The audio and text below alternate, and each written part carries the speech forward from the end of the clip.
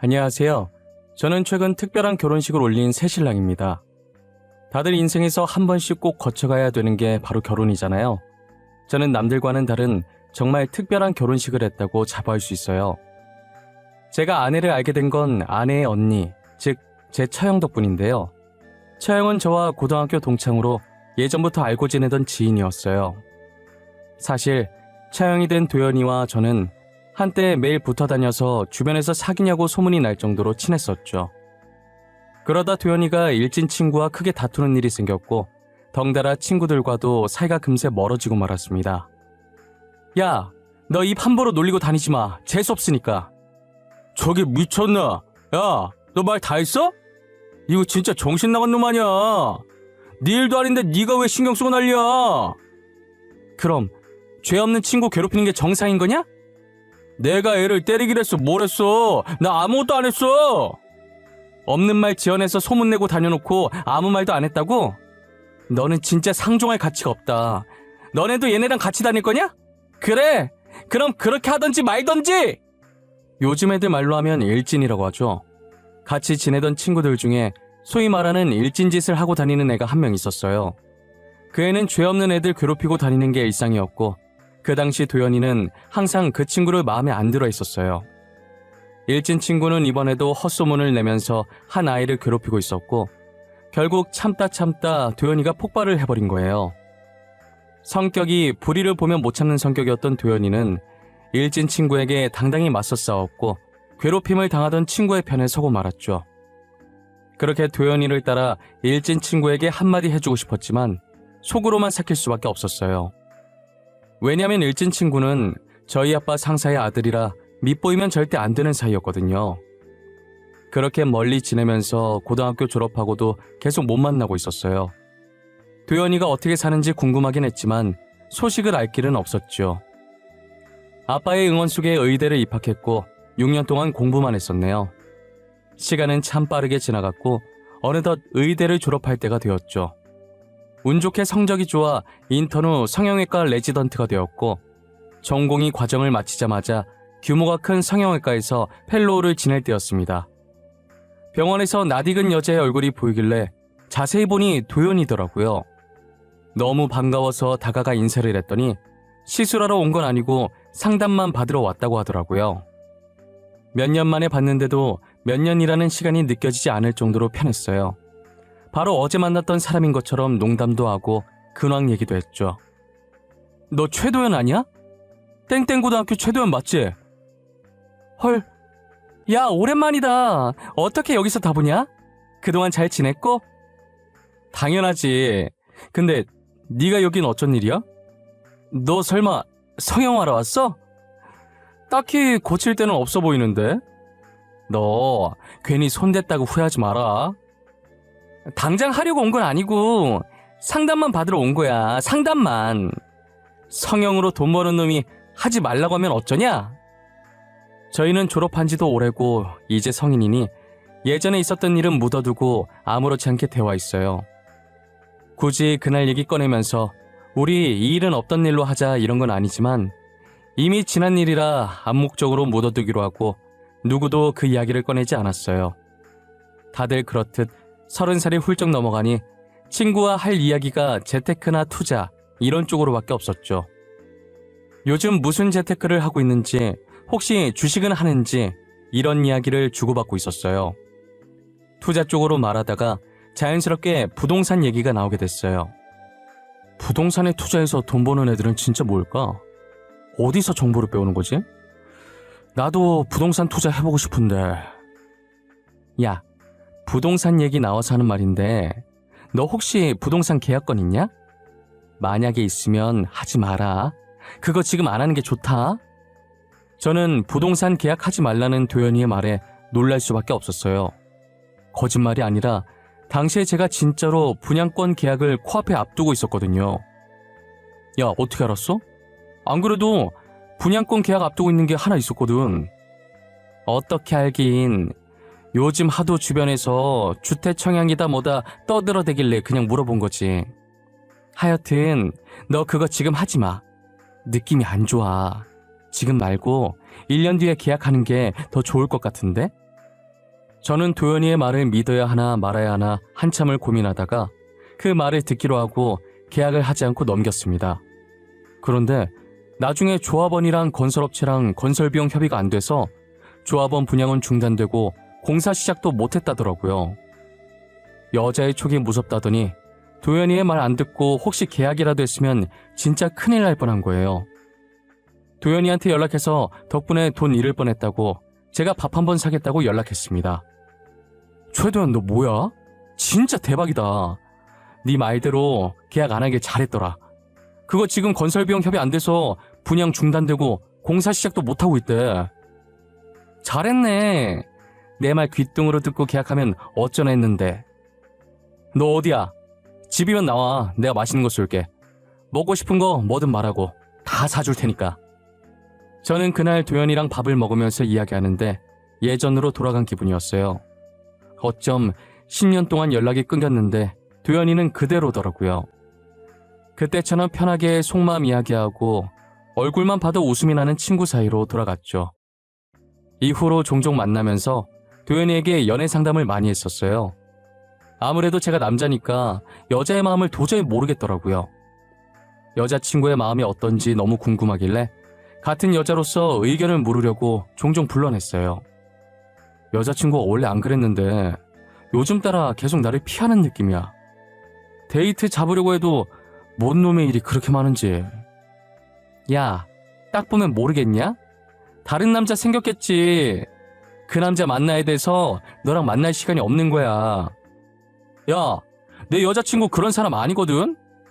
괜한 사람 바람둥이로 몰아가지 마. 여자친구가 나를 얼마나 사랑해주는데. 그래, 그렇게 생각해라. 아우, 여기 치킨 맛있다. 단골 손님 해야겠는데? 어떻게 아는 건지 여자친구가 바람을 필 때마다 도연이는 이상하리만큼 잘 맞추더라고요. 정말 신기할 정도로 잘 맞춰서 돗자리라도 깔아야 되는 거 아니냐며 호들갑을 떨었습니다. 네 말이 맞았어. 전 여자친구 남자 있었더라. 아휴. 그래, 내가 뭐라 그랬냐? 남자 있을 거라고 했잖아. 근데 어떻게 알아냈대? 너도 뭔가를 봤으니까 바람 피는 거 알았을 거 아니야. 여자친구 화장실 간 사이에 전화 왔는데 여봉봉이라고 저장되어 있더라. 받아봤더니 웬 남자가 받더라고. 그래서 알았지 뭐. 여봉봉. 아직도 그런 애칭 쓰는 사람들이 있냐? 하긴 그건 개인 취향이니까 그럴 수도 있지. 근데 말이야, 너는 매번 내 여자친구가 바람피는 거 어떻게 그렇게 잘 알아? 그야 너랑 대화하는 거나 너한테 하는 행동이 어떤지만 들어도 바람 피우는 거 단번에 알 수 있겠던데 그냥 네가 눈치가 없어서 모르는 거야. 아, 그런가? 근데 나는 왜 항상 이런 식일까? 나는 정말 잘해주는데 뭐 때문에 여자친구들이 바람을 피는 거지? 왠 줄 알아? 그건 네가 호구라서 그런 거야. 눈치는 더럽게 없지. 해달라는 거 다 해주지. 그러니까 바람을 피는 거라고. 어차피 바람 펴도 네가 호구라 모를 테니까. 연애란 정말 어렵다. 나도 이제 그런 사람 말고 정말 괜찮은 사람 만나고 싶어. 야, 내가 우리 동생 소개시켜줄까? 내 동생 진짜 괜찮아. 나랑 완전 반대야. 나는 좀 털털하고 그렇잖아. 우리 동생은 완전 여리여리해. 나 때문에 편견 갖고 보지 마라. 아, 됐어. 친구 동생을 어떻게 만나? 그냥 만나면 되는 거지. 어떻게 만나긴 뭘 어떻게 만나. 하여튼 너는 이래서 문제야. 사내 놈이. 저는 처음에 친구의 동생이라는 사실 때문에 만나기가 그렇더라고요. 조심해야 할 것도 많고 신경 써야 할 것도 많을 것 같아서 선뜻 소개를 받겠다는 말을 못했어요. 앞으로도 동생 소개해준다고 하면 안 받을 생각이었는데 그 뒤로 도연이가 저랑 만날 때마다 지금의 아내를 데리고 나와서 인사를 시켜주는 거예요. 안녕하세요. 동생 최서영입니다. 아, 안녕하세요. 저는 강지훈입니다. 언니가 잡은 약속인데 제가 이런 자리에 나와도 되는지 모르겠어요. 언니가 가자고 해서 오긴 했는데 눈치 없이 나온 건 아닌가 싶고. 아니에요. 괜찮아요. 잘 오셨어요. 너네 뭐냐? 진짜 어색해. 정말 가증스러워서 온몸에 소름이 다 끼친다.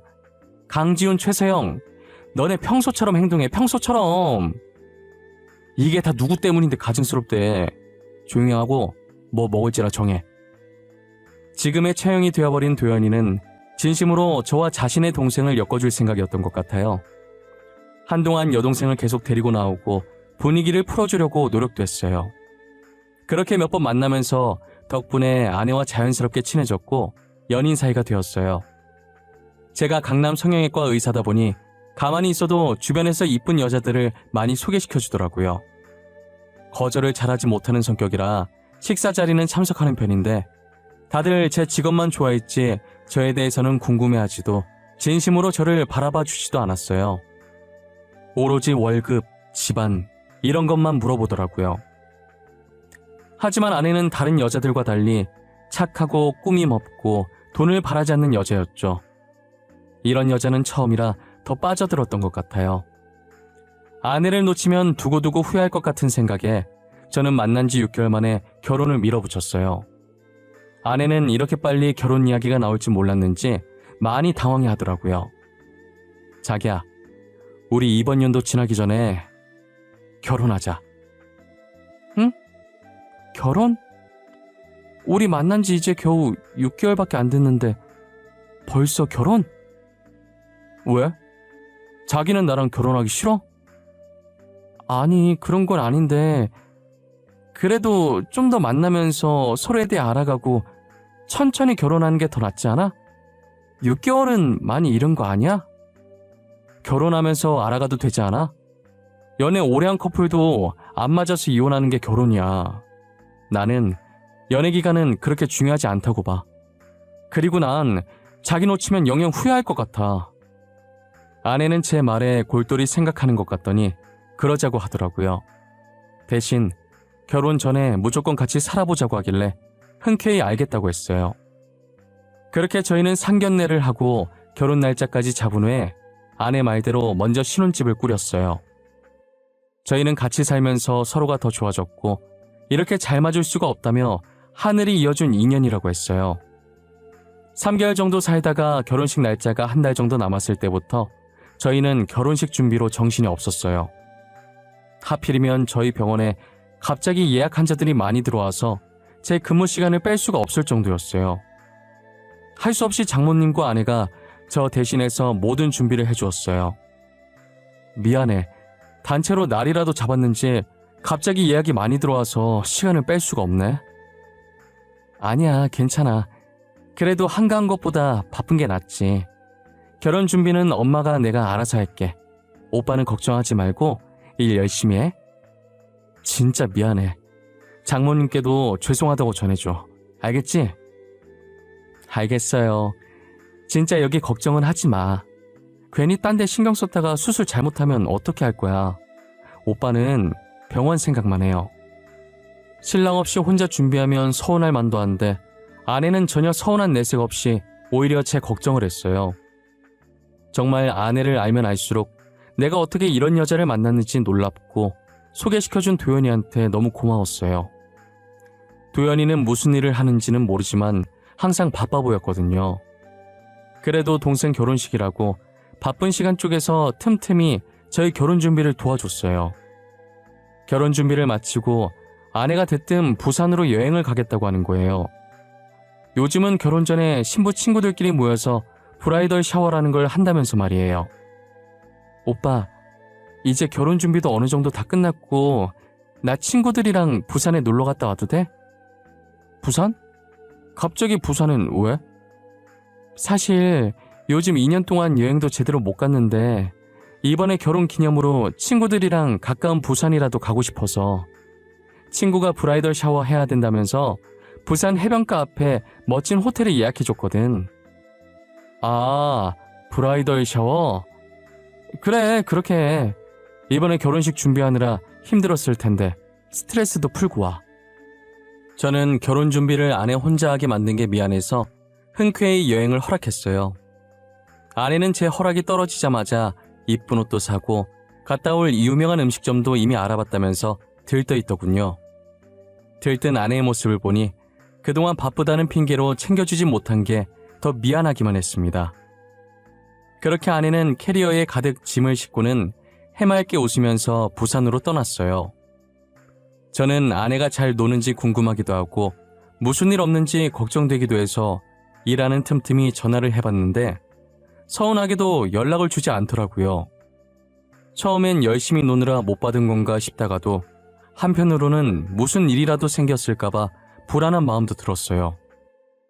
그렇게 한참 뒤에 다시 전화를 해봤는데 드디어 아내가 전화를 받았습니다.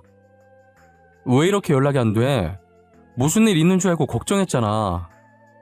아무 일 없어. 잘 있으니까 전화하지 마. 아내는 굉장히 차갑고도 딱딱한 말투로 잘 있으니 전화하지 말라고 하고 끊더라고요. 처음 듣는 목소리에 어안이 벙벙해진 저는 끊긴 전화기만 계속 쳐다봤어요.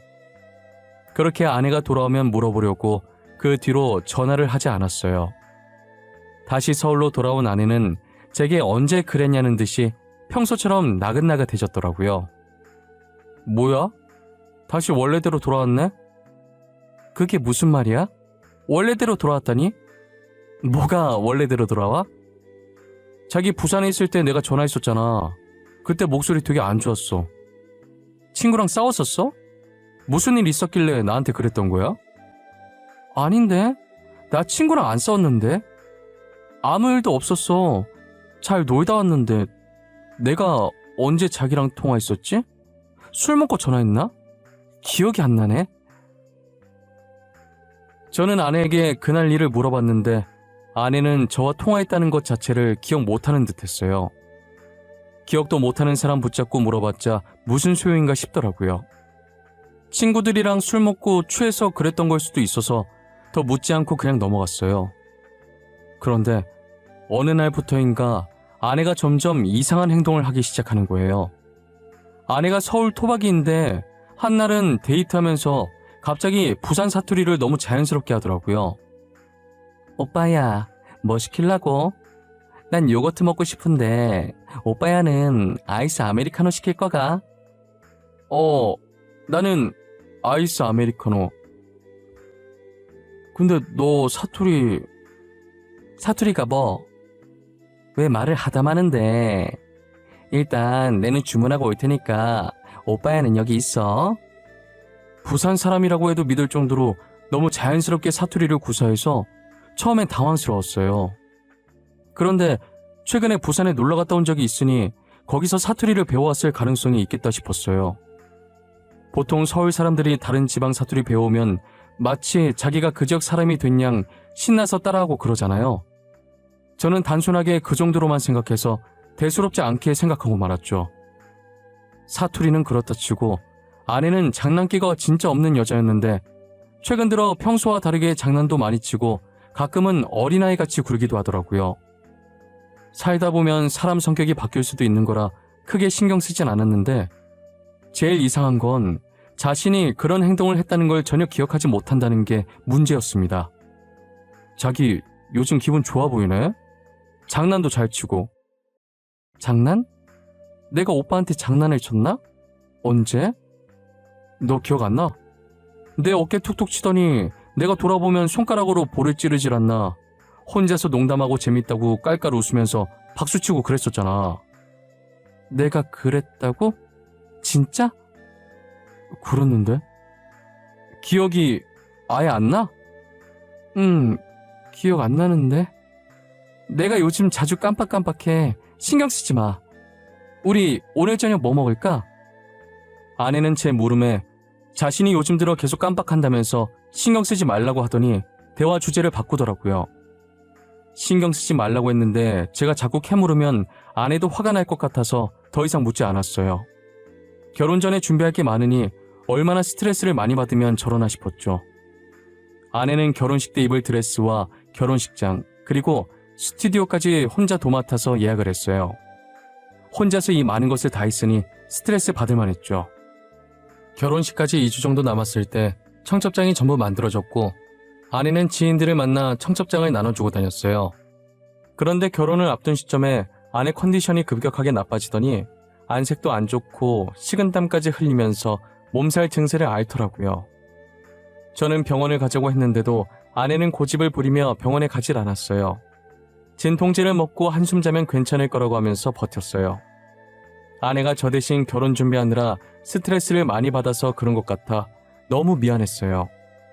결혼 날짜는 점점 다가오는데 아내는 나아질 기미가 안 보였어요. 세영아, 우리 결혼 말이야. 며칠만 미룰까? 너 낳고 나면 그때 결혼식 올리자, 응? 아니야, 뭐하러 그래. 이미 청첩장도 다 돌렸는데. 나는 괜찮아. 그냥 원래 날짜대로 하자. 나는 네가 걱정돼서 그러지. 괜찮아. 괜히 나 때문에 일 번거롭게 만들지 마. 날짜 미루면 식장이며 드레스며 예약 변경할 게 한둘이 아니잖아. 저는 아내의 고집을 꺾을 수가 없었고 결혼식을 예정대로 치렀어요. 결혼식 당일 저는 식이 시작되기 30분 전에 지인들을 만나 인사를 했어요. 그런데 이상하게 아내가 신부 대기실에 앉아있는데도 친구들이 한 명도 보러 오지 않더라고요. 이상한 생각이 들어서 아내 상태를 살피고 대기실 밖으로 나가봤어요. 아내의 친구로 보이는 사람들이 대기실 앞에 있었는데 들어가진 않고 자기들끼리 속닥거리더라고요. 쟤 결혼 못할 줄 알았는데 그래도 결혼하네? 내 말이 심지어 남편 될 사람이 성형외과 의사라더라. 그것도 강남에 있는 성형외과. 나도 의사랑 결혼한다길래 신기해서 보러 왔다니까. 보통은 친구들이 들어가서 축하한다고 잘 살라고 덕담을 할 텐데 저렇게 자기들끼리 속닥거리는 게 정말 의아했어요. 표정을 보니 아내와 친한 것 같지 않아 보이는데 재미난 구경이라도 온 듯해 보였죠. 저는 얼핏 들리는 대화 내용에 얼굴을 찡그리며 그들을 쳐다봤어요. 뒤에 있던 장모님을 발견하게 됐는데 장모님이 그들을 붙잡고 있더라고요. 어머, 너 주은이 아니니? 살을 왜 이렇게 많이 뺐어? 못 알아볼 뻔했잖니. 아유, 어머니도 참 그 정도까진 아니에요. 아니야, 진짜 많이 빠졌어. 길거리에 마주쳤으면 못 알아보고 지나쳤을 거야. 아, 그래요? 그런데 서영이는 어디 있어요? 신부 대기실에 있죠? 제가 서영이 얼굴을 아직 못 봐가지고. 아, 맞다, 다윤아. 너희 어머니께서 김치 보내셨더라. 맛있게 잘 먹고 있다고 전해줘. 역시 다윤이 어머니 솜씨는 보통이 아니셔. 나도 가서 배우고 싶다니까. 안 그래도 오늘 서영이 결혼식 간다니까 어머님께 김치만 어떤지 물어봐달라고 하시더라고요. 맛있게 잘 드시고 계시다니 다행이에요. 그런데 어머님, 곧 식 시작해서 잠시 서영이 보러. 아유, 내 정신 좀 봐. 내가 너네 어머님 드리려고 홍삼 세트 사뒀었는데 깜빡하고 안 가지고 왔네. 장모님은 평소 아내와 친하게 지냈던 친구들을 붙잡고 계셨어요. 아내 친구들이 신부 대기실로 들어가고 싶어 했지만 장모님이 계속 말씀을 거시는 통에 이러지도 못하고 저러지도 못하고 발망동동 구르고 있더라고요. 장모님은 아내 친구들을 보내줄 마음이 없는지 친구들이 아내에게 가보겠다고 하는데도 계속 말을 거셨어요. 결국 그러다 결혼식이 시작됐고 친구들은 끝끝내 신부 대기실에 들어가지 못했어요. 저는 결혼식이 시작되고 먼저 입장을 해 줄에서 앞에 서 있었고 곧이어 아내가 장인어른의 손을 잡고 입장하더라고요. 아내는 걸어오다가 제 쪽을 쳐다봤는데 저와 눈이 마주치자마자 갑자기 정신을 잃고 쓰러지는 거예요. 서영아, 서영아, 정신 좀 차려봐. 내 목소리 들려? 오빠, 나 너무 갑갑해. 가까이 가서 아내를 살피는데 아내가 동공이 풀려있고 다행히 숨은 쉬는데 답답한 듯 가슴을 움켜잡더라고요. 그러다 갑자기 식장문이 열리더니 빨간 옷을 입은 무당이 등장하는 거예요. 장구를 치며 무어라 이야기하는데 그 모습이 흔히 드라마에 등장하던 굿하는 장면과 흡사했어요. 무당이 아내에게 다가오자 쓰러져 있던 아내가 갑자기 눈을 뜨더니 무당을 째려보더라고요. 저는 소름 끼치는 모습에 무슨 일인가 싶었고 하객들도 갑자기 벌어진 일에 수군거리기 바빴어요. 무당은 제 아내를 보더니 대뜸 소리를 지르는 거예요. 썩 꺼지지 못하겠느냐? 남의 몸에 기생하고 있으면 내가 못 찾을 줄 알았더냐? 이빨 빠진 호랑이인 줄 알았더니 신발이 다시 돌아왔나 봐. 꺼지라는 내 말이 들리지 않는 것이냐? 당장 썩 꺼지래도! 아내는 몸을 일으켜 아이처럼 웃다가 갑자기 정색을 하더라고요. 그러더니 도망치려는 생각인지 아내를 잡고 있던 제 팔을 깨물었어요. 결혼식은 난리가 났고 수군거리던 하객들도 신기한 듯 이쪽을 보고 있더라고요. 자네, 서영이 놓치면 안 돼. 꽉 붙들고 있어. 저는 지금 제 앞에 있는 아내가 완전히 다른 사람이 됐다는 걸 직감했어요.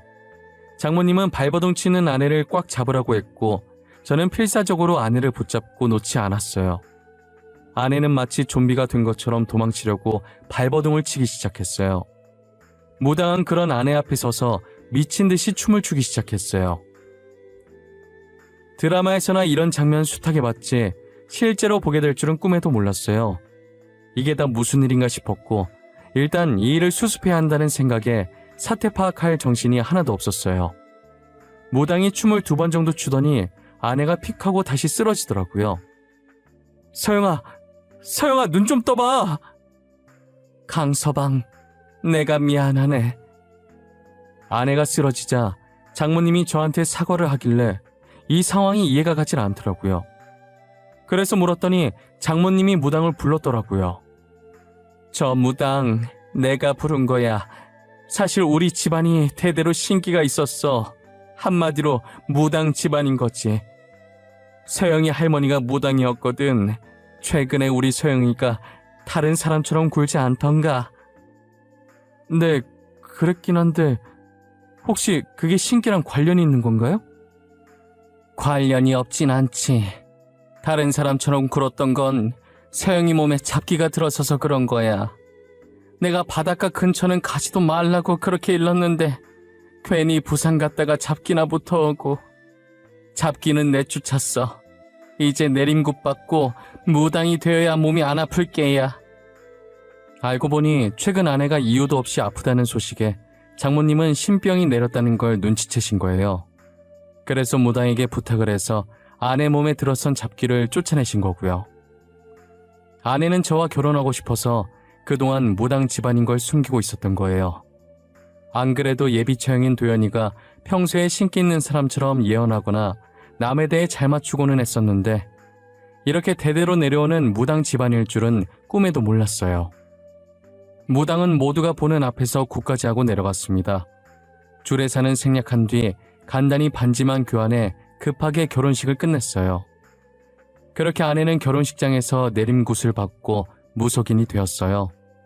신혼여행을 갔다 와서 인사를 드리러 본가에 방문했는데 저희 어머니께서는 몸져 누워 있으시더라고요. 아무래도 결혼식 충격으로 몇 날 며칠을 알아 누우신 것 같았어요. 아이고, 무당이 웬 말이야. 우리 기독교 집안에 무당이 웬 말이냐고. 하필 골라와도 저런 애를 골라와서는. 에휴. 무당이면 뭐 어때서 그래요? 무당이면 뭐 어때? 이게 말이 된다고 생각하냐? 너는 결혼식장에서 제 꼬라지 못 봤어. 사탄이야, 사탄. 사람 보고 사탄이라니요. 말이 너무 심하신 거 아니에요? 사람 앞에 두고 그렇게 얘기하는 거 아니에요. 됐다. 제 편 들 거면 나가. 나는 제 얼굴도 보고 싶지 않으니까 우리 집에 발도 못 들이게 해야지 원. 보다시피 저희는 기독교 집안인데 가족 중에서도 저희 어머니가 독실한 기독교 신자셨어요. 결혼식장에서 아내의 모습을 보고 어머니는 사탄이라며 대놓고 싫어하셨어요. 어머니 친구들한테 이런 모습 보인 것도 엄청 속상해 하시더라고요. 어머니가 혹시라도 아내한테 시집살이라도 시킬까봐 일부러 시댁과 최대한 멀리 신혼집을 구했어요. 그리고 아내가 어머니와 만나는 일이 없도록 중간에서 많이 노력하고 있어요. 아내는 그 이후로 아프지도 않았고 오히려 전보다 더 활기차게 다니고 있어요. 현재 아내는 장모님이 잘 아는 무당을 통해 무교 지식을 공부하고 있고 장모님과 함께 여러 산을 왔다 갔다 하며 기도를 드리러 다니느라 바쁩니다. 결혼식장에 왔었던 같은 병원 동료 의사가 결혼식 이후로 계속 제게 장난을 치더라고요. 나중에 아내가 질려서 바람 피고 싶어도 아내 때문에 바람은 꿈도 못 꾸겠다고 하면서요. 야, 너는 결혼 생활 질려서 바람 피고 싶어도 재수 씨가 있어서 바람은 절대 못 피겠다. 누구랑 있는지 다 알 거 아니야. 야, 내가 바람 왜 피냐? 우리 와이프 무당이라 주위 사람들한테 눈총 받아서 그렇지 됨되면은 되게 괜찮은 사람이거든? 착하고 내조도 잘해. 와이프 무당 아니라도 바람필 생각이 없어 임마. 저는 사주팔자나 무당을 믿지 않는 사람이었지만 아내를 통해 다시 한번 생각하게 됐어요. 앞으로 몸이 약한 아내가 힘들어하지 않도록 제가 옆에서 응원하고 지켜보려고 해요. 제 사연을 아내가 들을지는 모르겠지만 해주고 싶은 말이 있어요. 서영아, 너가 무당이든 아니든 내 아내라는 건 변함없어. 내가 늘 옆에 있으니까 사람들 시선이 안 좋다고 해서 절대 기죽지 마. 항상 지금처럼 힘들 땐 서로에게 기대며 남은 인생 같이 늙어가자. 제 사연 들어주셔서 감사합니다.